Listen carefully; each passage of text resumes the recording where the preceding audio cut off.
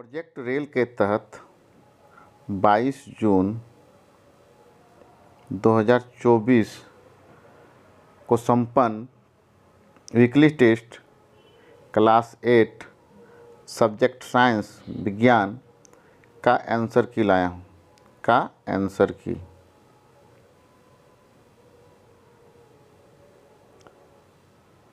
चलिए शुरुआत करते हैं पहले सवाल से।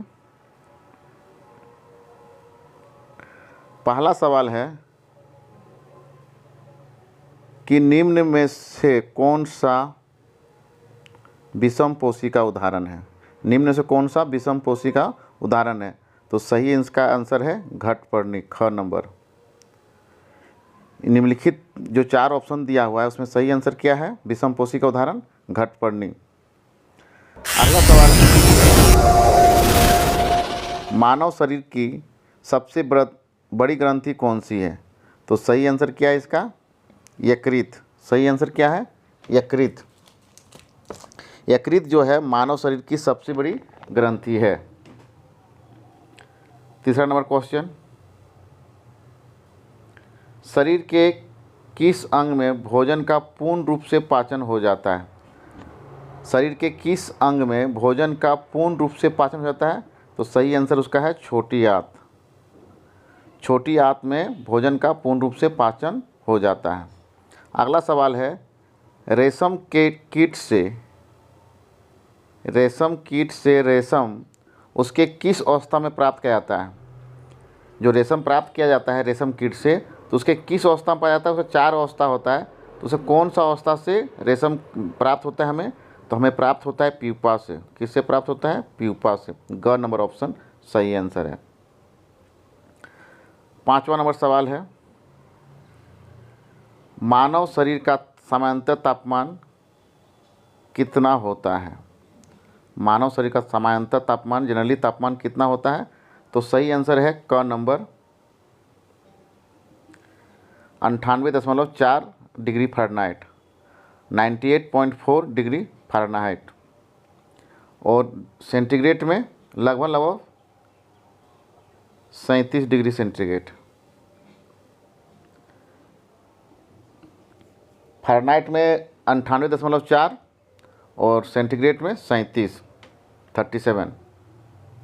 अगला सवाल, थर्मामीटर में किस धातु का उपयोग किया जाता है? थर्मामीटर में किस धातु का उपयोग किया जाता है? तो सही आंसर है आपका पारा। थर्मामीटर में पारा का उपयोग किया जाता है। अगला सवाल है, कौन सा पदार्थ नीले लिटमस पेपर को लाल रंग में बदल देता है?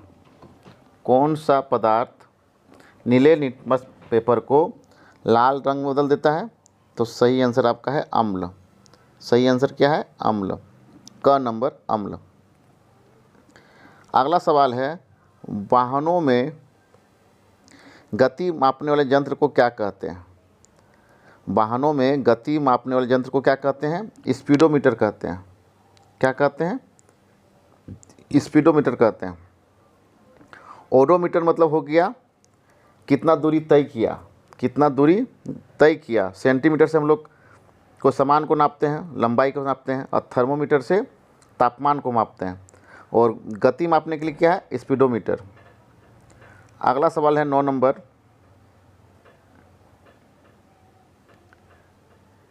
वृक्क शरीर से किन पदार्थों को निकालने में मदद करता है? यूरिया, अतिरिक्त जल, अनचाहे लवण। तो इसका सही आंसर क्या हो जाएगा? सभी। वृक्क किडनी हम लोग के शरीर से यूरिया निकालने में मदद करता है, अतिरिक्त जल निकालने में मदद करता है और अनचाहे लवण को। अब यहाँ पे अगला सवाल है, निम्न में से परागन के वाहक कौन है? हवा, पानी, मधुमक्खी। तो सभी है। परागन के वाहक कौन है? हवा भी है, पानी भी है और मधुमक्खी भी है। तो ऑब्जेक्टिव हो गया। हम लोग अब लघुत्तरी प्रश्न को देखेंगे। लैंगिक एवं अलैंगिक जनन में क्या अंतर है? उदाहरण सहित लिखें। आपको लिखना है लैंगिक एवं अलैंगिक जनन में क्या अंतर है। लैंगिक जनन किसको कहते हैं? नर जनांग और मादा जनांग दोनों की आवश्यकता होती है। लैंगिक जनन में क्या होता है? लैंगिक जनन में नर जननांग और मादा जननांग दोनों की आवश्यकता होती है। उदाहरण के लिए आम, अमरूद, टमाटर। अलैंगिक जनन पौधों के विभिन्न भागों से नए पौधे उगा सकते हैं, उसको बोलते हैं अलैंगिक जनन। पौधों के किसी भाग से, किसी विभिन्न भागों से जो हम लोग नए पौधे उत्पादन कर लेते हैं या उगा सकते हैं, उसको क्या कहते हैं? अलैंगिक जनन कहते हैं। उदाहरण क्या है आपका? आलू, गुलाब, पुदीना। अगला सवाल है,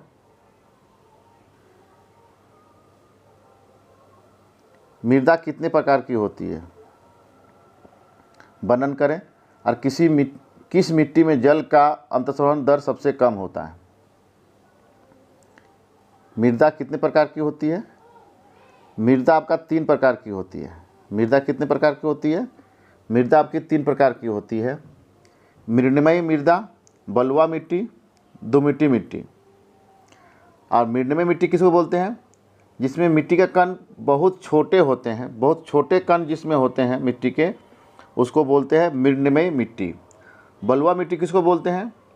जिसमें मिट्टी के कण बड़े होते हैं, मिट्टी के कण जो बड़े होते हैं उसको बोलते हैं बलुआ मिट्टी कहते हैं। और दोमट मिट्टी किसको कहते हैं?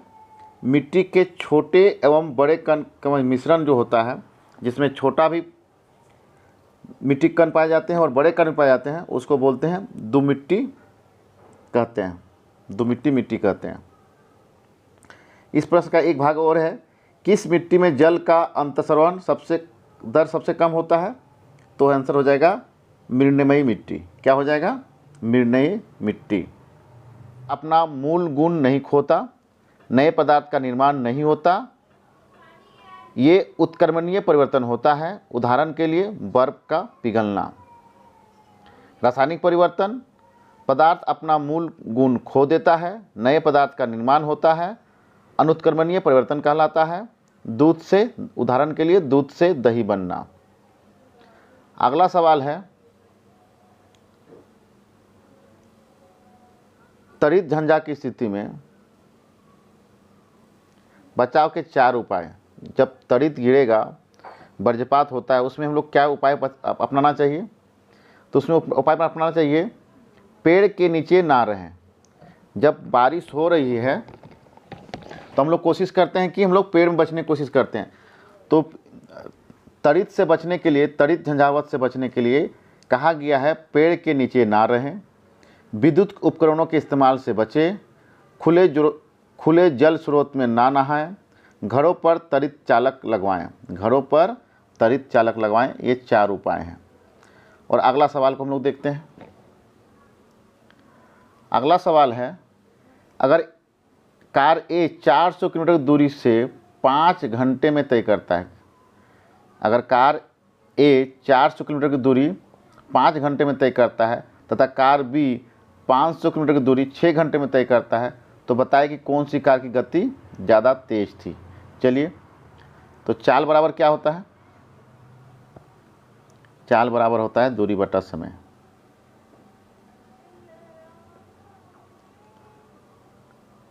तो पहले ए कार का निकालते हैं चाल। गाड़ी ए का निकालते हैं। तो दूरी कितना है? 400। और कितना घंटा तय किया? 5। तो इसको सॉल्व करेंगे तो कितना हो जाएगा? 80 किलोमीटर प्रति घंटा। कितना हो जाएगा? 80 किलोमीटर प्रति घंटा सॉल्व करेंगे। तो अब बी का कार का सॉल्व करते हैं। तो ये कितना है? 500 दूरी किलोमीटर। और चाल कितना है आपका है? समय कितना है? 6 घंटा। इसको सॉल्व करेंगे तो आ जाएगा 83.33 किलोमीटर प्रति घंटा। क्या आ जाएगा? 83.33 किलोमीटर प्रति घंटा का चाल। अब तो इससे स्पष्ट हो गया कि जो बी गाड़ी की जो चाल है वो तेज़ है। गाड़ी कौन तेज़ है? बी गाड़ी आपकी तेज़ है।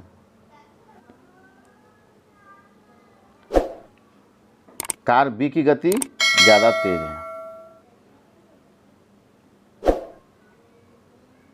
धन्यवाद।